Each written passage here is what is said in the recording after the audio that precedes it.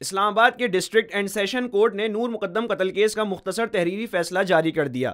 District and session عدالت اسلام آباد کے ایڈیشنل سیشن جج عطا ربانی نے مختصر تحریری حکم نامہ جاری کیا، جس میں نور مقدم کے قتل پر مجرم ظاہر جعفر کو سزائے موت سناتے ہوئے نور مقدم کی فیملی کو 5 لاکھ روپے ادا کرنے کا حکم دیا ہے۔ عدالت نے مجرم ظاہر جعفر کو مزید سزائیں سناتے ہوئے مقتولہ نور مقدم سے جنسی زیادتی پر 25 سال قید اور 2 لاکھ روپے جرمانہ، دفعہ 364 کے تحت 10 سال قید، 1 لاکھ روپے جرمانہ ادا کرنے کا حکم دیا ہے۔ مختصر تحریری فیصلے میں مجرم ظاہر جعفر کو عدالت کی جانب سے دفعہ 342 کے تحت 1 سال قید بامشقت، زیادتی کی دفعہ میں عمر قید اور 2 لاکھ روپے جرمانہ، اغوا کی دفعہ میں 10 سال قید اور 1 لاکھ روپے جرمانہ اور حبس بے جا کی دفعہ میں 1 سال قید کی سزا سنائی گئی۔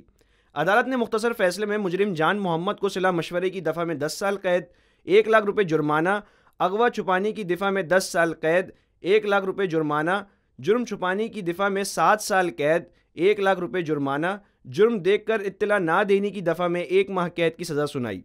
ڈسٹرکٹ اینڈ سیشن عدالت اسلام آباد نے اپنے مختصر تحریری فیصلے میں مجرم افتخار کو صلاح مشورے کی دفعہ میں 10 سال قید، 1 لاکھ روپے جرمانہ، اغوا چھپانے کی دفعہ میں 10 سال قید، 1 لاکھ روپے جرمانہ، جرم دیکھ کر اطلاع نہ دینے کی دفعہ میں 1 ماہ قید کی سزا، جرم چھپانے کی دفعہ میں 7 سال قید، 1 لاکھ روپے جرمانہ ادا کرنے کا حکم دیا ہے۔ سبسکرائب کریں اور بیل دبائیں تاکہ کوئی خبر رہ نہ جائے۔